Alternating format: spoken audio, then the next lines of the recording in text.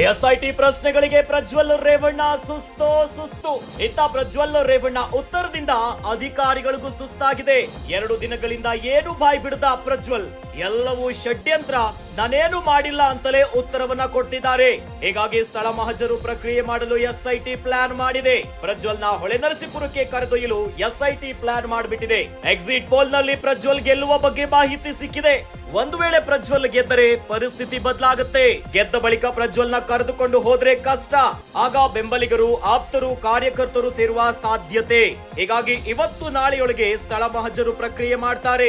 ಮಹಜರು ಪ್ರಕ್ರಿಯೆ ಮುಗಿಸಲು SIT plan ಮಾಡಿಕೊಂಡಿದೆ. ಎಸ್ಐಟಿ ಅಧಿಕಾರಿಗಳ ಕಸ್ಟಡಿಯಲ್ಲಿರುವಂತಹ ಪ್ರಜ್ವಲ್ ರೇವಣ್ಣ ಇತ್ತ ಎಸ್ಐಟಿ ಪ್ರಶ್ನೆಗಳಿಗೆ ಪ್ರಜ್ವಲ್ ರೇವಣ್ಣ ಸುಸ್ತಾಗಿಬಿಟ್ಟಿದ್ದಾರೆ. ಇನ್ನೊಂದು ಕಡೆ ಪ್ರಜ್ವಲ್ ರೇವಣ್ಣ ಉತ್ತರದಿಂದ ಕೂಡ ಎಸ್ಐಟಿ ಅಧಿಕಾರಿಗಳು ಕೂಡ ಸುಸ್ತಾಗ್ಬಿಟ್ಟಿದ್ದಾರೆ. 2 ದಿನಗಳಿಂದ ಏನನ್ನು ಕೂಡ ಬಾಯಿ ಬಿಡ್ತಾ ಇಲ್ಲ ಪ್ರಜ್ವಲ್ ರೇವಣ್ಣ. ಎಸ್ಐಟಿ ಅಧಿಕಾರಿಗಳು ಪ್ರಶ್ನೆ ಮೇಲೆ ಪ್ರಶ್ನೆ ಮಾಡ್ತಿದ್ರು ಕೂಡ ಪ್ರಜ್ವಲ್ ರೇವಣ್ಣ ಮಾತ್ರ ಸೈಲೆಂಟ್ ಆಗಿದ್ದಾರೆ. ನನಗೇನು ಗೊತ್ತಿಲ್ಲ, ಇವೆಲ್ಲ ಷಡ್ಯಂತ್ರದಿಂದ ಆಗಿರುವಂತದ್ದು. ಮೊಬೈಲ್ ಬಗ್ಗೆ ಪ್ರಶ್ನೆಯನ್ನ ಕೇಳಿದ್ರೆ ನನ್ನ ಬಳಿ ಹಳೆಯ ಮೊಬೈಲ್ ಇಲ್ಲ ಅಂತ ಉತ್ತರವನ್ನ ಕೊಡ್ತಾರೆ.